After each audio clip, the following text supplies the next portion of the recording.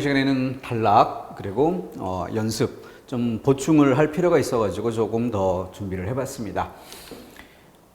우선 교재에 있는 내용 중에서 꼭 견주어 볼 부분에서 2번하고 3번, 5번 주지를 중심으로 해서 상술이라는 것과 주지에 대해서 상술 자세하게 나눠 서술한다. 그리고 부연, 상술과 부연은 어떻게 다른가 견주어 볼 필요가 있죠.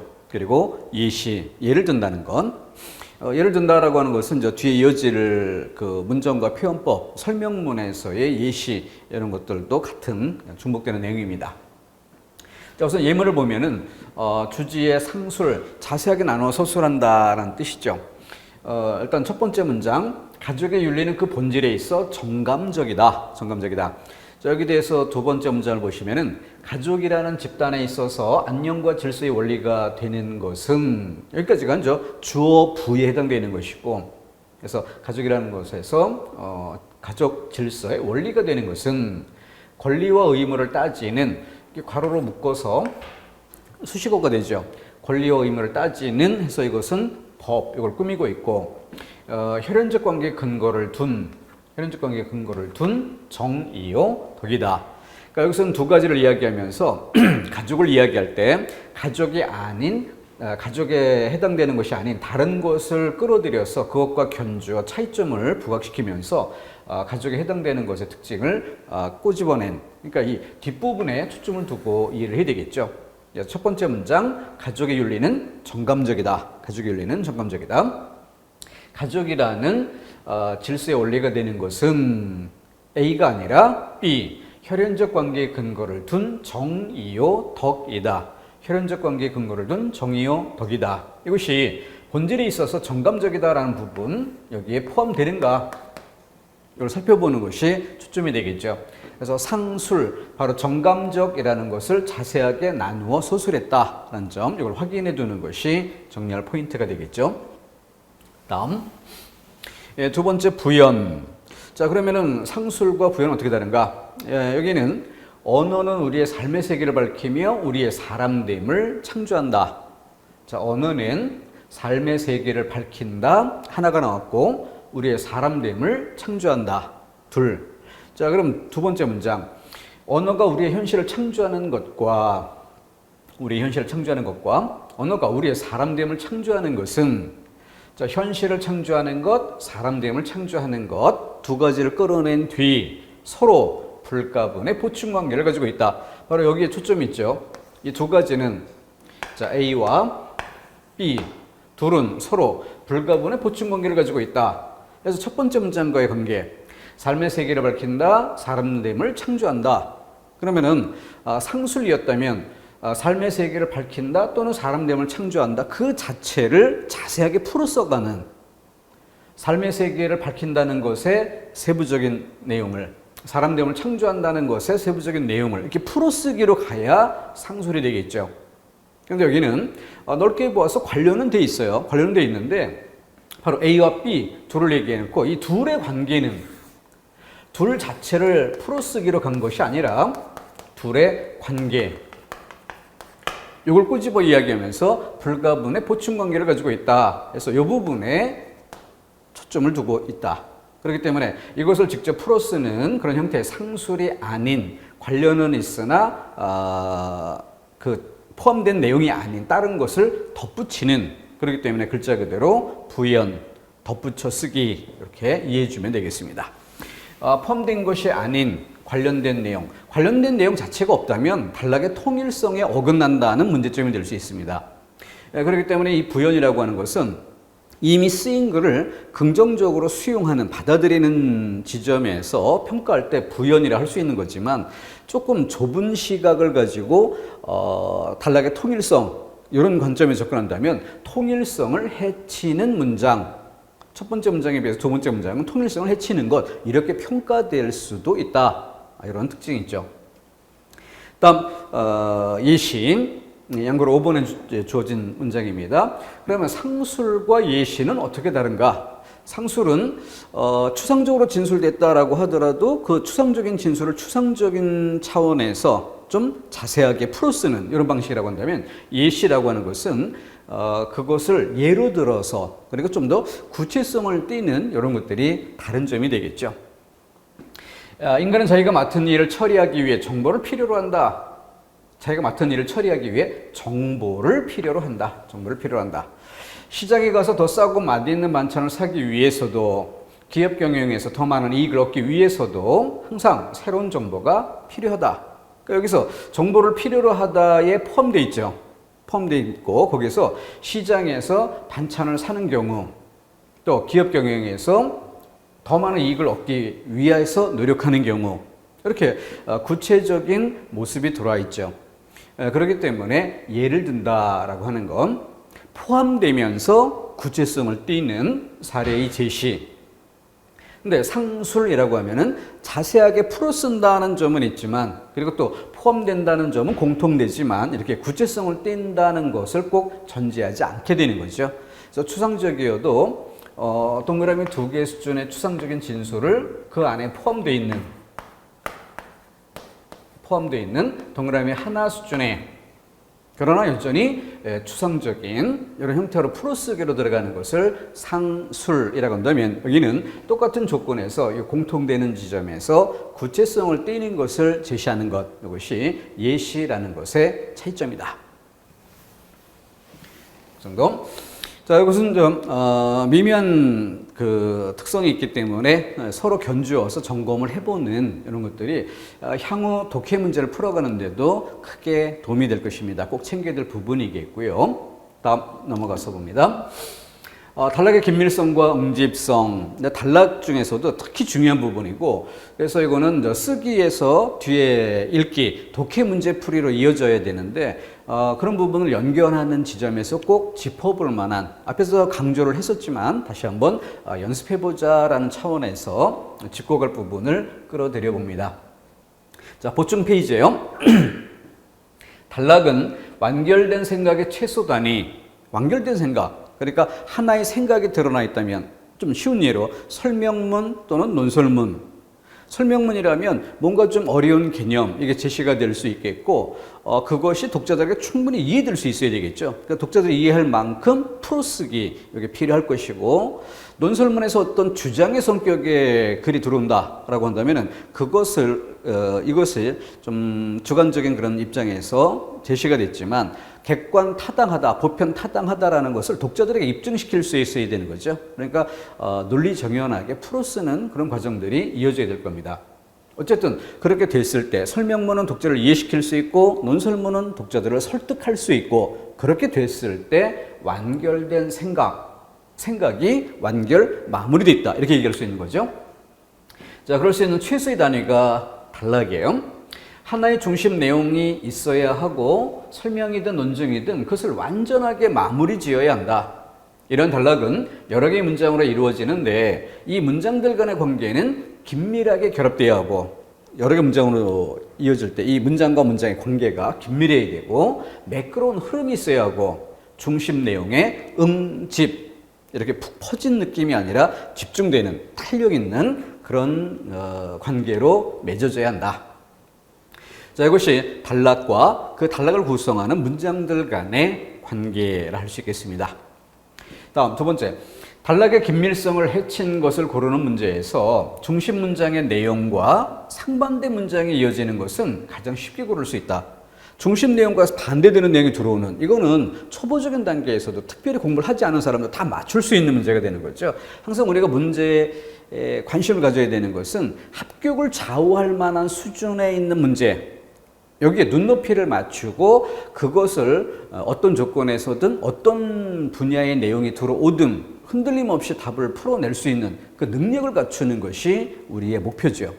그렇기 때문에 뻔히 시험 문제 나왔을 때 누구도 틀리지 않을 법한 이런 문제를 연습하면서 자기 만족적으로 공부하는 이것은 아무 의미가 없는 것이죠.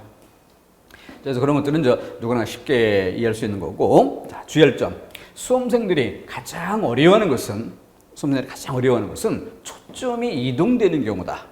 초점이 이동되는 경우. 이때 언뜻 보면은 그 주어진 주제문에서 다룬 내용과 관련이 있어 보이기도 하고 그러니까 실제 틀렸음에도 불구하고 맞는 것 아닌가라는 착각을 할 수 있는 이런 것들이 시험 문제로 들어왔을 때 문제가 된다는 거죠. 그러니까 이와 같은 것들이 우리가 도달해야 될 목표이고 우리의 눈높이가 거기에 딱 맞춰져 있어야 되고 그런 상태에서 연습, 훈련이 들어간다면은 시간 투자한 것만큼 분명한 성과를 끌어낼 수 있을 것입니다. 자, 이 학습 활동을 위해 전제되어야 할 것으로 어휘 간의 관계 파악, 어휘 간의 관계 파악. 앞에서 우리 단어, 문장, 단락 이렇게 이야기하면서 단락을 구성하는 것은 여러 개의 문장이고요. 그리고 또 한 문장을 잘라놓고 보면 한 문장 속에는 또 여러 개의 단어로 구성되어 있어요. 결국 핵심이 되는 단어와 단어 이 둘의 관계가 좀 대등적이며 열거된 듯한 이런 관계라고 한다면 이것을 담은 문장도 두 문장이 대등하고 열거된 이런 양상이 되겠죠. 핵심적인 두 단어가 논리적인 인과관계에 놓인다라고 한다면 그것을 담고 있는 문장 또한 두 문장의 관계가 논리적인 인과관계가 될 수 있을 겁니다. 그렇게 어휘 간의 관계 여기서부터 정확히 점검에 들어가는 그런 연습 이게 있을 때 문장에 대해 바르게 이해할 수 있고 또 그 문장과 문장의 관계를 따져서 단락이라는 차원에서 올바른지 타당성을 평가해 볼 수 있겠다. 서로 긴밀히 연결되어 있다는 뜻이죠. 그래서 단어, 문장, 단락 한꺼번에 유기적으로 연습해야 될 관련 부분입니다. 자, 이문 보겠습니다. 빠르게 한번 쭉 읽어볼까요? 예술은 형상과 인식의 복합체라는 점에서 예술 아닌 것과 구별된다. 문학이 예술이라는 말은 문학 속에는 대상에 대한 구체적이고 미적인 표현인 형상과 경험을 의식체계로 섭취하려는 정신작용인 인식이 복합적으로 포함되어 있다는 뜻이다. 조금 말이 어렵죠. 추상적인 그런 예술론에 대한 이야기고 미학에 관련된 그런 그림이다. 그렇기 때문에 여기 뭐 형상 또는 인식 이런 단어들이 아주 좀 추상적인 이런 내용이고 추상적인 면에서도 좀 고차원적인 이런 영역을 다루고 있기 때문에 우리 생활 속에서 쉽게 접할 수 있는 말하고는 좀 거리감이 있어요. 그런 점에서 오는 어떤 거리감, 이 거리감이 명료하게 딱딱 정리돼서 머릿속에 들어온다기보다는 그냥 어렵다, 막연하다 이런 느낌이 남을 수도 있습니다.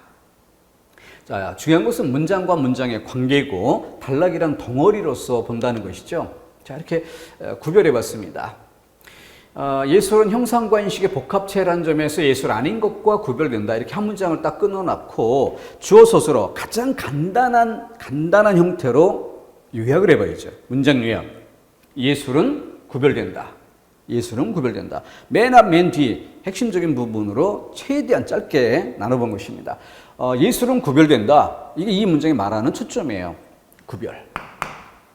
그런 상태에서 앞에 뭐 형상과 인식의 복합체라는 점에서 어떤 판단의 근거가 되죠. 뭐뭐라는 점에서 예술 아닌 것과 구별된다. 그러니까 근거가 돼주는 부분은 일단 좀 생략을 하고 예술은 예술 아닌 것과 구별된다. A는 B와 구별된다. 이렇게 문장을 짧게 그래서 구별이라는 지점에 방점을 찍고 이렇게 이해를 해야 되겠죠. 자, 두 번째 문장은 어떤가 보겠습니다. 문학의 예술이라는 말은 문학 속에는 대상에 대한 구체적이고 미적인 표현인 형상과 경험을 의식체계로 섭취하려는 정신작용인 인식이 복합적으로 포함되어 있다는 뜻이다. 문장이 아주 길게 풀어쓰기로 들어갔는데요. 그런데도 문장을 구조적으로 접근해 보는 사람은 이게 한눈에 딱 뜨이는 부분이 있을 겁니다. 근데 아직 연습이 부족하다면 읽으면서도 그냥 하얀 건 종이고 까만 건 글씨다. 뭐 이런 정도 이상 아무 느낌도 없는. 그러니까 훈련을 하지 않으면 그런 상태에서부터 시작을 하는 거예요. 근데 훈련해야 될 지점을 정확히 찾아서 맛보게 한다면 좀 더 시간을 압축적으로 효율적으로 보낼 수 있는 것이고 거기에 목표의식을 갖고 정확한 연습이 따르지 않는다면 같은 수준에서 세월이 무의미하게 흘러가게 된다는 것이죠. 그러니까 중학교 때의 독해 능력이 고등학교 때의 독해 능력이 대학에 가서도 그리고 또 졸업한 이후에도 늘 똑같은 수준에 머물 수도 있는 것입니다. 자, 좀 바꿔봤어요. 지금 이렇게 괄호로 묶어서 꾸미는 말 또는 전제가 되는 말 이런 것들을 생략하고 핵심이 되는 말로 문장을 요약하는 방법.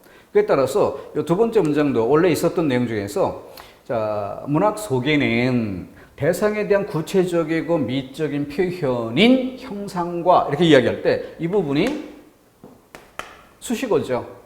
이 괄호로 대상에 대한 구체적이고 미적인 표현인까지가 관형절로서 꾸미는 말이 되고 뒤에 형상이란 두 글자를 꾸며주고 있습니다. 형상과 경험을 의식체계로 섭취하려는 정신작용인 여기도 역시 꾸미는 말이 되고 있죠. 꾸미는 말. 그래서 꾸밈을 받는 말, 인식 이렇게 들어가게 됩니다. 바로 이 부분을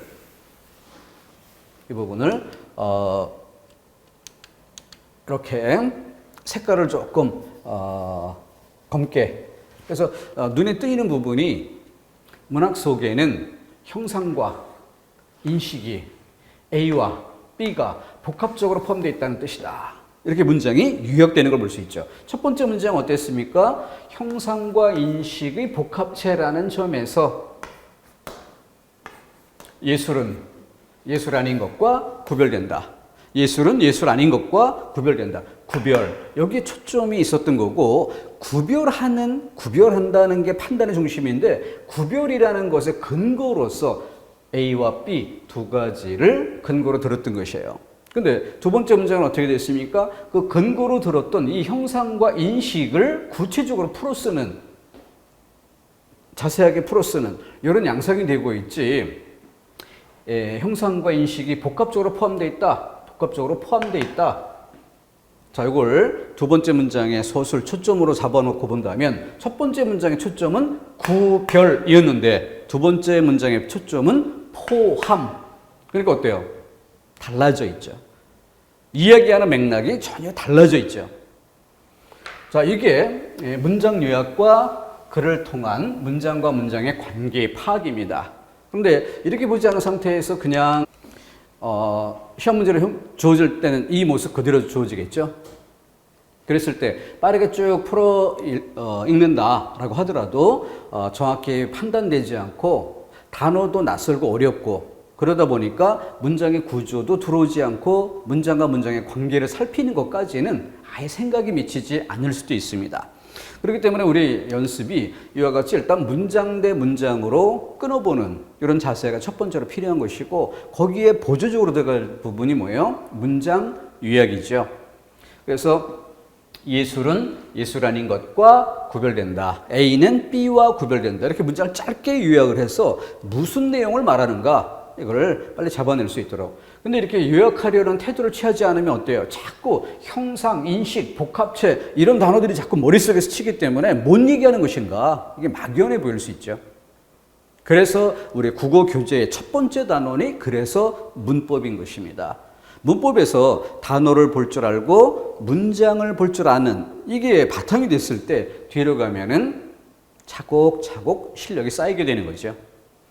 근데 그런 거 하지 않은 상태에서 이 독해나 이런 부분을 대한다면은 예전에 중고등학교 다니던 시절에 그때의 감각, 그 수준 그대로 유지되는 선에서 머무를 것입니다. 그렇다고 한다면 우리 공부라는 이 기간 자체가 아무 의미도 없는 게 되어버릴 수 있죠. 자, 문장과 문장의 관계를 나누려는 그리고 이렇게 요약해 보려는 이런 자세로 정리를 해보자. 그랬을 때 좀 더 정확한 문제풀이가 될 수 있고 또 몇 개만 연습을 하더라도 이 태도가 바뀔 수 있게 이렇게 되는 순간 비약적으로 실력 향상도 이루어지게 될 것입니다. 자, 다음 문학의 합리적인 갈래 구분을 위해서는 기준과 원리가 합리적으로 설정돼야 한다. 문학에서 갈래를 설정하는 기준은 여러 가지가 있을 수 있으나 대체로 언어의 형태, 언어의 전달 방식, 표현 방식 등의 기준이 이에 해당된다.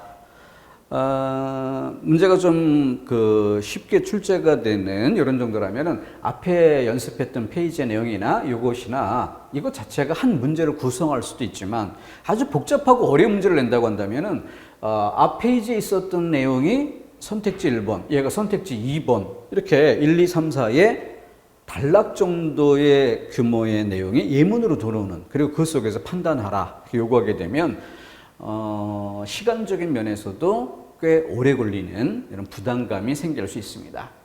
연습돼야 돼요. 훈련돼야 돼요. 자, 다시 보겠습니다. 문학의 합리적인 갈래 구분을 위해서는 기준과 원리가 합리적으로 설정돼야 한다. 어떻게 짧게 요약이 돼서 한눈에 들어옵니까? 합리적 갈래 구분을 위해, 문학의 갈래 구분을 위해 설정돼야 한다. 뭐가? 기준과 원리가 설정돼야 한다. 자, 그런데 두 번째, 문학에서 갈래를 설정하는 기준에는, 그럼 여기서 갈래 이런 얘기가 앞 문장에 나왔죠. 설정하는 기준에는 여러 가지가 있을 수 있으나 대체로 언어의 형태, 언어의 전달 방식, 표현 방식 하나, 둘, 셋 이것을 앞으로 끌어오면 뭐예요? 설정하는 기준이죠. 문학의 갈래를 설정하는 기준 이런 것들이 있다. 기준에는 1, 2, 3이 있다. 이게 두 번째 문장의 요약이에요. 그럼 첫 번째 문장 다시 가봅니다. 거기 갈래란 말 나왔어요. 기준이란 말 나왔어요. 첫 번째 문장의 포인트는 어디에 있습니까? 문학의 합리적인 갈래 구분을 위해서 기준과 원리가 합리적으로 설정돼야 한다. 기준과 원리가 합리적으로 설정돼야 한다. 이게 서술 초점이죠. 합리적으로 설정돼야 한다. 근데 여기는 기준의 종류 이런 식으로 들어가 버린 거죠. 기준과 원리가 합리적이어야 한다. 이것과 관련 지어볼 때 적절치 못하다라는 것을 알 수 있는 거죠. 그런데 독해 연습이 충분히 이루어지지 않은 그런 상태에서는 이렇게 첫 번째 문장에 갈래라는 말과 기준 이런 말들이 사용됐는데 두 번째 문장에서도 갈래라는 말과 기준이란 말이 사용되니까 맞는 거 아니냐, 올바르게 풀어쓰기로 간 거 아니냐라고 착각할 수 있게 되는 거죠. 이게 바로 서술 초점의 변경입니다. 초점을 바꿔 쓴 거예요. 앞에는 그 갈래, 기준, 그것을 전제로 해서 합리적으로 설정해라. 이걸 포인트로 담았는데 두 번째는 그 갈래 설정의 기준에는 세 가지 종류가 있다. 같은 관련된 얘기예요? 굳이 이야기한다면 상술 이렇게 들어가줘야 될 것을 부연 정도에서 쓰고 있다. 그렇기 때문에 그만큼 관련된 얘기이긴 하지만 포함되는 것은 아닌 그런 것이기 때문에 긴밀성, 응집성의 면에서 떨어지는 글, 좋지 않은 글이라고 평가할 수 있어야 되는 것입니다. 이게 어려운 문제에서의 문제 풀이를 하기 위한 점검 훈련 과정입니다. 다른 것도 볼까요? 광고란 말 그대로 널리 알린다는 뜻이다. 광고는 자본주의 사회 체제를 유지 발전시키는 역할을 한다. 광고는 대량 소비와 대량 생산이라는 자본주의 메커니즘을 가능하게 한다. 이 점은 바로 소비 없이는 생산이 있을 수 없다는 것을 의미한다. 어떻습니까? 좋은 글일까? 문장과 문장은 매끄럽게 이어지고 있을까? 다시 광고란 널리 알린다는 뜻이다. 그래서 광고의 뜻, 용어의 뜻풀이 이렇게 들어왔어요. 광고는 자본주의 사회 체제를 유지 발전시키는 역할을 한다. 역할. 그럼 여기는 뜻인데 여기는 역할, 기능이 되고 있죠. 광고는 대량 소비와 대량 생산이라는 자본주의 메커니즘을 가능하게 한다. 대량 소비, 대량 생산이라는 자본주의 메커니즘을 가능하게라고 하면 역할 이렇게 되는 거죠. 이 점은 바로 소비 없이는 생산이 있을 수 없다는 것을 의미한다. 소비와 생산, 이것이 밀접히 관련되어 있다라는 뜻이죠. 자, 그렇기 때문에 여기에서 만약에 두 번째 문장에 기대서 세 번째 문장의 관계, 이것만 이야기했다면 문제가 없겠지만 첫 번째 문장과 나머지의 관계, 이렇게 질문이 되고 있다면 문제가 있죠. 왜냐하면 여기서는 광고의 뜻에서 개념, 이걸 풀어주고 있다면 두 번째 문장은 어떻게 돼야 돼요? 바로 널리 알리는 이것 자체를 상술로 풀어쓰기가 돼야 되는 거죠. 그러니까 이것은 어떤 광고의 개념이라는 것에서 가능하게 한다. 어떤 기능이라는 것으로 초점이 넘어가 버렸다는 것이죠. 자, 그런 점에서 첫 번째 문장과 나머지 문장의 관계, 이것은 긴밀성이 떨어지는, 응집성이 떨어지는 이런 양상이라고 평가해 볼 수 있어야 되는 것입니다. 어떻게 초점이 달라져 있는 것인가, 이걸 잡아내야 되는 거죠. 그러기 위해서는 짧게 요약을 하고 요약된 상태에서 가장 핵심이 되는 부분만 서로 꼬집어보는 이런 능력이 요구된다는 것이죠. 자, 하나 더 추가해 보겠습니다. 자, 이번에는 통일성이라는 측면에서 한번 생각해 볼까요? 말은 한 번 입에서 떨어지면 되돌릴 수가 없는 것이다. 아무리 취소해도 취소되지 않는다. 다만 취소된 듯이 보일 뿐이다. 우리 선인들은 남아있는 중천금이라는 교훈을 우리에게 전해주었다. 취소한다고 해서 이미 한 말이 사라지는 것이 아니라 취소한다는 말과 함께 객관적 사실로 남는다. 자, 통일성이라는 측면에서 보면 어때요? 이 말은 중요하다라는 맥락에서 모두 관련돼 있고 포함되어 있습니다. 통일성이라는 시각에서 모두가 맞다. 그죠? 근데 여기서 문제가 되는 것은 이렇게 아무리 취소해도 취소되지 않는다. 다만 취소된 듯이 보일 뿐이다. 그래서 취소하려고 해도 취소되지 않는다. 취소된 듯 보일 뿐이다. 취소한다고 해서 사라지는 게 아니라 그 취소란 말 때문에 뭔가 말을 잘못했었다는 객관적 사실이 더 분명하게 확인된다라는 것이죠. 이런 상태에서 이 부분은 어때요? 서체를 좀 달리 아예 구분을 해놨었는데요. 다만 취소된 듯이 보일 뿐이다. 취소한다고 해서 이미 한 말이 사라지는 것이 아니라 취소한다는 말과 함께 객관적 사실로 남는다. 바로 이 부분에 뭐예요? 긴밀한 응집된 연결. 그 부분이 중간에 얘 때문에 맥락이 뚝 끊기는 문제점이 생기는 것이죠. 그러니까 주제문을 중심으로 해서 매 문장이 이 단락 안에 필요한가 아닌가로 보면 다 필요 문장들이에요. 통일성이 확인되는 문장입니다. 그러나 통일성의 관점이 아니라 긴밀성의 관점으로 볼 때 세 번째 문장, 다섯 번째 문장, 세 번째 문장에서 다섯 번째 문장으로 이어져야 되는 그 흐름을 네 번째 문장이 흐름을 끊고 있다. 누군가가 이야기하고 있는데 딴 사람이 말을 자르고 들어오는 것과 같은 이런 엉뚱한 느낌. 자, 그러니까 이것은 그 배열 위치에 문제가 있다. 그러면 통일성에는 해당되지만 긴밀성이라는 측면에서는 적절치 못한 경우. 바로 네 번째 문장 때문입니다. 그러면은 이 문장의 위치를 이렇게 한번 바꿔보면 어떨까요? 말은 한 번 입에서 떨어지면 되돌릴 수가 없는 것이다. 말은 중요하다 이런 정도에서 일반론으로 생각해 봅시다. 그리고 그에 대한 속담으로 우리 선인들은 남아있는 중천금이라는 교훈을 우리에게 전해주었다. 이걸 그 다음 이야기하고 그런 다음 아무리 그 잘못된 말을 아무리 취소하려고 해도 취소가 되지 않는다. 취소된 듯 보일 뿐이다. 이렇게 해서 이어지는 그러면 좀 더 글의 흐름이 매끄럽다 이런 느낌을 줄 수 있을 것입니다. 아니면은 맨 뒤로 빼는 방법도 있겠죠. 잘못된 말을 취소하려고 해도 취소가 되는 게 아니다. 취소한다는 말과 함께 객관적 사실로 남는 것이다. 이렇게 해놓고 그래서 우리 선인들은 남아있는 중천금이란 교훈을 우리에게 전해주고 있는 것이다. 이렇게 마무리하듯 속담을 다시 끝부분에 놓아서 쓰는 방법은 좋을 것입니다. 자, 이렇게 통일성에 해당되는 그런 문장들이지만 배열 관계에서 그 흐름이 긴밀하다는 것과 그렇지 못하다는 것의 차이가 뭐냐 하는 것을 이렇게 비교해 보면 좋을 것입니다. 이게 바로 단락쓰기예요. 자, 이렇게 해서 위치를 바꿔보는 방법으로 한번 생각을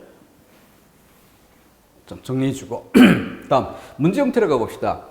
다음 시주의 구성 방법은 마음이 어린 훈이 하는 일이 다 어리다. 이 파워포인트에 지금 한글 고 지원이 안 돼가지고 그래서 그냥 하난 한글로 소리값에 해당되는 글자를 표기하기 쉽도록 해봤습니다. 고가 표시가 되지 않아서 이렇게 쓴 거니까 그 점은 좀 양해해 주시고요. 마음이 어린 훈이 여기서 어리다는 나이가 적다가 아니라 마음이 어리다, 마음이 어리석다. 오늘날에 어리석다 여기 해당되는 단어죠. 마음이 어리석고 보니 하는 일이 다 어리석다. 만중운산에 만겹이나 첩첩이 쌓인 구름 속에 묻힌 깊은 산에 어느 님이 오겠는가 마는 지는 잎 부는 바람에 행여 그 님인가 하노라. 소리만 나도 혹시 님이 오는 게 아닐까라는 생각에 기대감을 품어보는 자기 자신의 모습을 어리석다, 이렇게 이야기하는 거죠. 그러니까 답은 뭐예요? 단정해서 이유제시로. 첫 번째 문장이 마음이 어리석었기 때문에 하는 행동도 다 어리석은 행동이 나온다, 이렇게 단정적으로 주제문격에 해당되는 이런 내용을 두 갈씩 형태로 딱 던져놓고, 그리고 나서 뒤에 뭐예요? 이유제시. 왜 이런 얘기를 하느냐라는 것에 대한 근거가 되는 부분을 구체적인 자신의 행동의 모습으로, 이 깊고 깊은 산 중에 과연 그 누가 오겠는가? 올 사람은 아무도 없다. 조금만 생각해봐도 이성적으로 분명히 알고 있는 사실, 근데도 혹시 부스럭하는 소리만 나도 혹시 누구 오는 거 아니야? 하고 솔깃해서 밖을 내다보는, 이내 아니라는 것을 확인했을 때 스스로의 모습이 멋쩍었겠죠. 그리고 아마도 그런 행동이 한두 번이 아니었던 듯 싶습니다. 이렇게 해서 단정과 이유제시, 이렇게. 자, 이때 앞부분 첫 번째 문장의 주제문에서 해당되는 성격이 있다는 걸 알 수 있기 때문에 상술, 도입 뭐 이런 것들은 거리감이 일단 멀어 보이는데 1, 2번 정도에서 둘 다 첫 번째 문장을 단정으로 보았어요. 그리고 나서 나머지 문장을 이유제시로 볼 거냐, 부연 설명이라고 볼 거냐, 이 차이점을 갈라내는 것이 문제 답을 고르는 힘이겠죠. 이 문제의 난이도가 여기에 난이도가 있겠죠. 그래서 부연이라는 말과 나머지를 판정할 수 있는 이런 정도의 개념학습이 준비되어 있어야 했다는 점. 자, 고시조를 통해서 지금 우리가 다루고 있는 이 단원의 문제를 출제하고 있는 모습을 보여드렸고요. 이번에도 또 역시 김희독립 선언서. 자, 뭐겠습니까? 바로 자료는 중요한 게 아니라는 거죠. 그래서 여기에 현대시가 올 수도 있고 고전시가 올 수도 있고 설명문이 올 수도 있고 논설문이 올 수도 있고 예술 지문이 올 수도 있고 아니면 과학 지문이 올 수도 있고, 그건 글의 재료일 뿐이지 중요한 것은 질문의 발문 유형이고 그 발문 유형에 따른 우리의 문제풀이 접근 방법인 것이죠. 그런 점에서 이렇게 또 김희독립 선언서를 재료로 인용을 해 보입니다. 자, 저는 이 김희독립 선언서를 볼 때 항상 그 형식으로 접근하는, 형식으로 읽는 이런 태도를 많이 권해드립니다. 가장 기본적인 것이니까 한번 이렇게 생각해 보죠. 원문에는 없는 친절한 괄호 안에, 이때 당시에 뭐 괄호 이런 기호도 썼던 게 아니잖아요. 근데 고등학교 교과서에 수록하면서 학생들이 공부하기 쉽게 하려고 한자에 대한 도금도 달아주고 이렇게 들어와 있는 것입니다. 반만년 역사의 권위를 장하야 차를 선언함이며, 그래서 또 쉼표도 찍어주고, 얼마나 친절해요? 김희독립 선언서는 한자가, 그리고 우리 생활 속에 쓰이는 한자가 아니라 좀 시대적인 면에서도 좀 떨어져 있고 그러다 보니까 어감 자체도 낯선 이런 한자들이 많이 사용됩니다. 그것 때문에 굉장히 부담스러워하거든요. 자, 바로 그것을 역으로 이용하는 방법.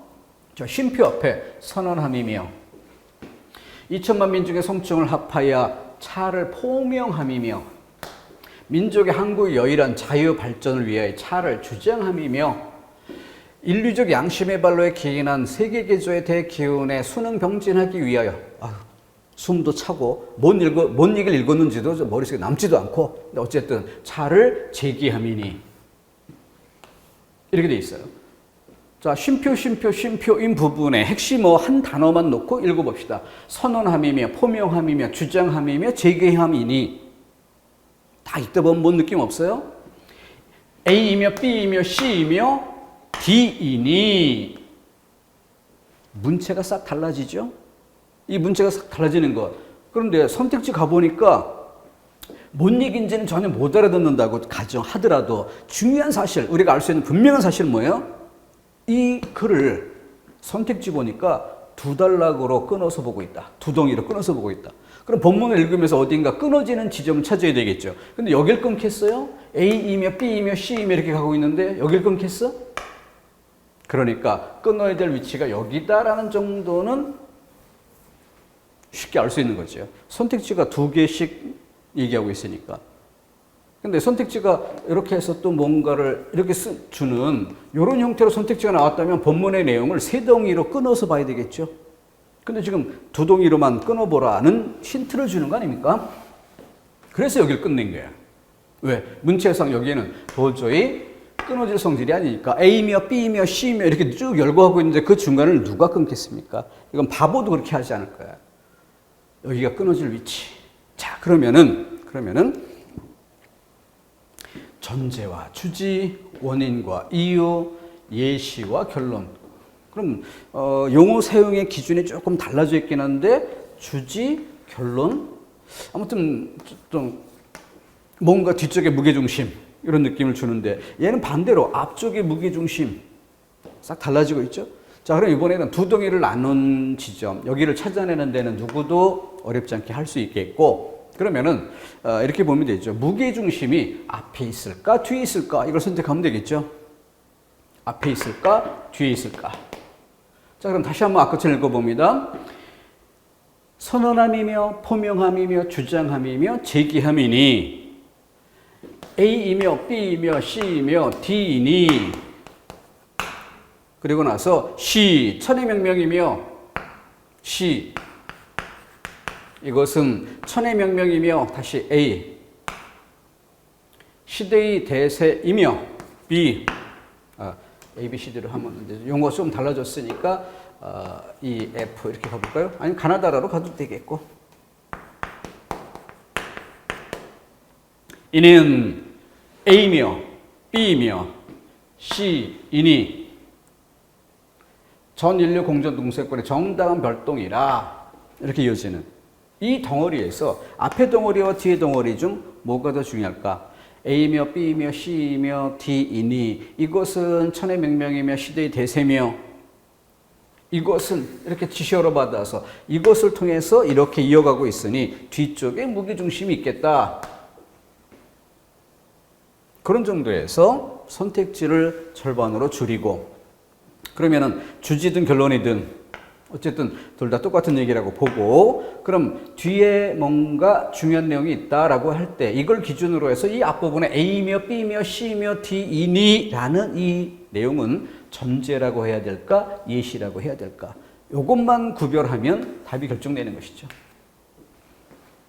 자, 이것은 무엇이다 이렇게 뭔가 중요한 얘기를 끌어낸다 라고 할 때 그것에 대해서 선언함이며 포명함이며 주장함이며 제기함이니 라고 하는 것은 전제를 둔 것일까? 중심 내용을 말하기 위한 전제를 둔 것일까? 아니면 중심 내용을 얘기하기 위한 예시일까? 근데 우리 앞부분에서 예시라는 것에 대해 얘기했죠. 예시. 상술처럼 그 주제문에 포함되면서 자세하게 서술하는 그런 차원에서 예를 든다? 구체성을 띠는 사례를 제시한다. 근데 여기는 선언하다, 포명하다, 주장하다. 그러니까 어때요? 예시라 보기는 어렵다. 이런 점에서 답을 결정할 수 있는 것이죠. 자, 이렇게 문제를 풀 때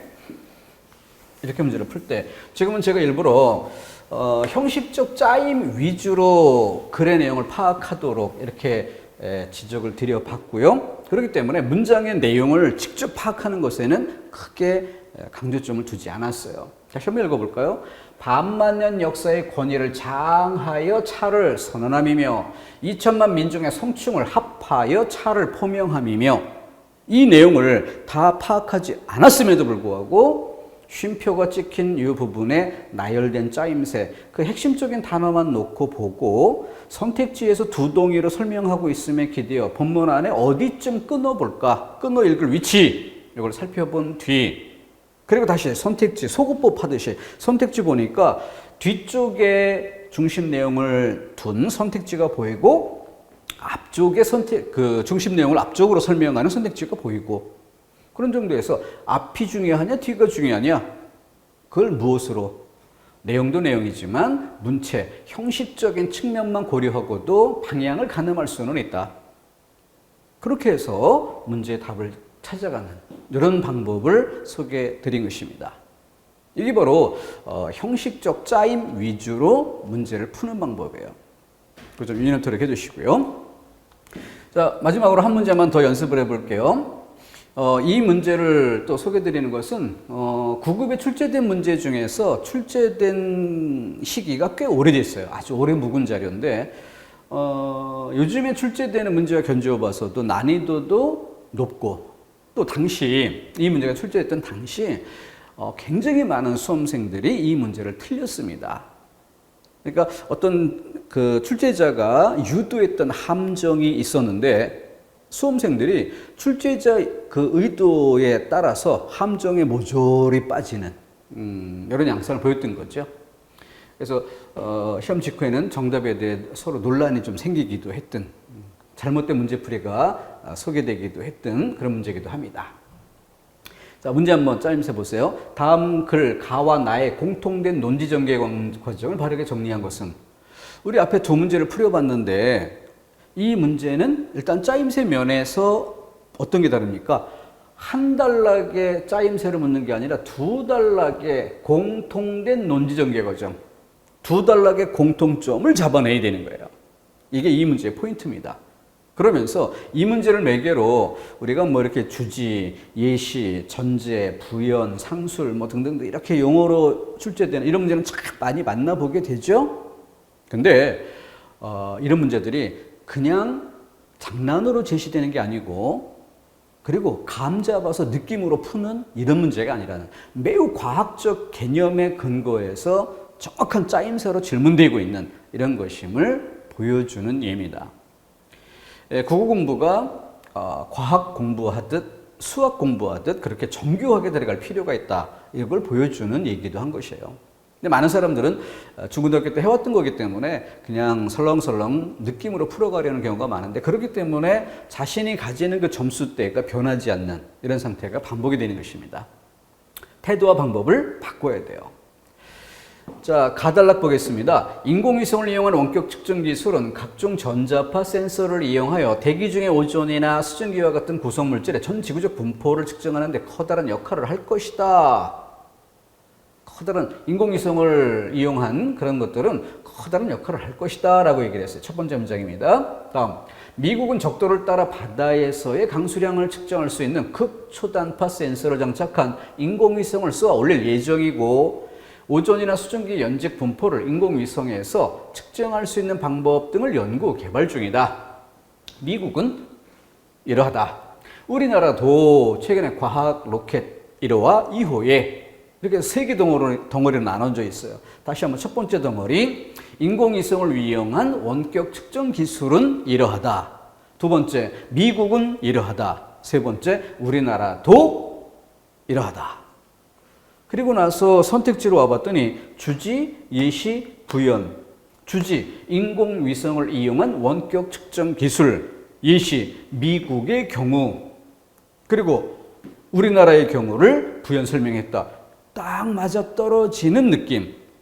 그래서 1번을 답으로 고른 수험생이 엄청나게 많았었고 더 재밌는 거는 우리가 시험 문제를 보면 똑같은 시험 문제를 서로 컨닝하지 말라고 가형, 나형 이렇게 문제 배열 순서를 좀 달리해서 두 가지 형태로 인쇄를 하죠.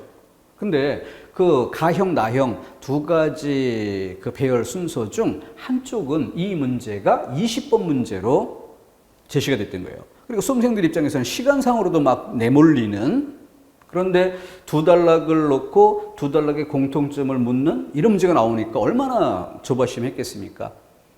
내용도 뭐 그리 간단한 내용은 아니었고 그런 상태에서 가단락을 딱 보고 대충 나름대로 분석을 좀 한다고 해봤는데 1번 보니까 딱 맞아 떨어지는 거야. 그래가지고 1번을 고른 수험생들이 엄청나게 많았던 것이고 그들이 다 전멸했던 겁니다. 왜냐하면 분명히 질문은 두 단락에 공통된 이렇게 물었어요. 그럼 나단락을 볼까요? 지상에서 레이저 광선을 발사해 대기 중의 구성물질을 측정하는 원격 측정 기술도 자 그럼 공통점이 원격 측정 기술이에요. 가단락은 인공위성의 경우, 나단락은 지상에서 레이저로 측정하는 방법. 자, 그리고 나서 이 첫 번째 문장이 가단락의 첫 번째 문장과 똑같다라고 보고, 그럼 두 번째 문장이 미국의 경우 이렇게 예시라고 볼 수 있었죠.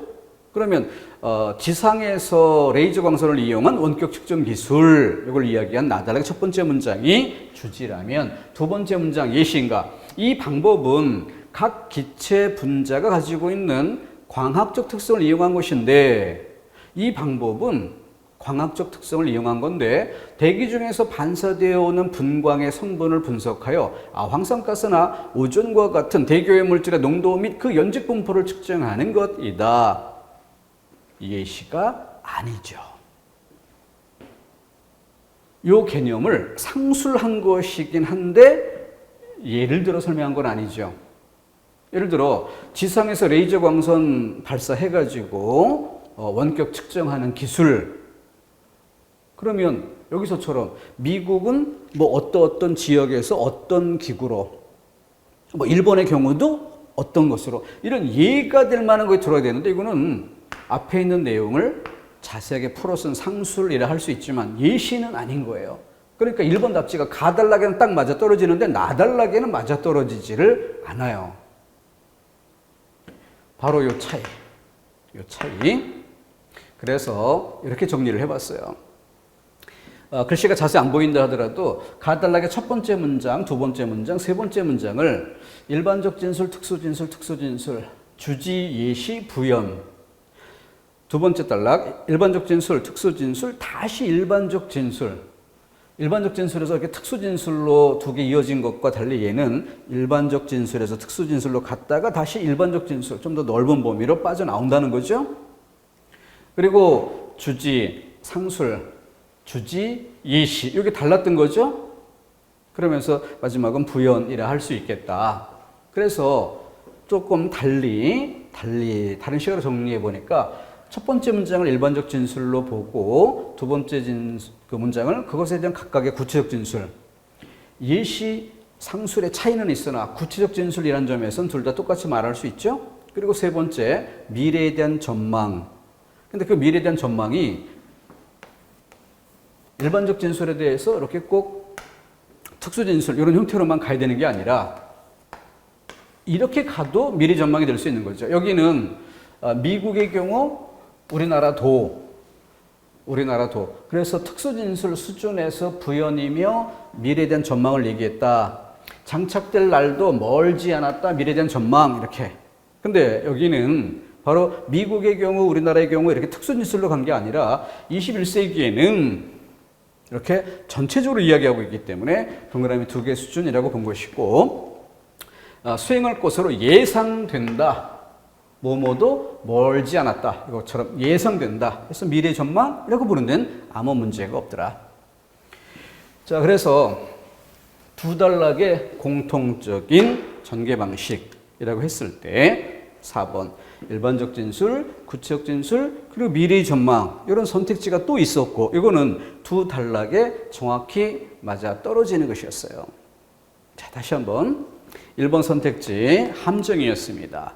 가달락을 분석하고 보니 가달락에 꼭 맞아 떨어져 보이는 1번 답지가 보였고, 많은 사람들이 시간상 막 심적으로 내몰리는 상황에서 얼마나 반가웠겠어요. 그래서 많이 골랐는데 이 1번은 나이는 적용되지 않았더라. 근데 그 차이를 구별할 수 있는 개념적 수준이 어느 정도예요? 바로 예시라는 말과 상술이라는 말의 차이였던 거죠.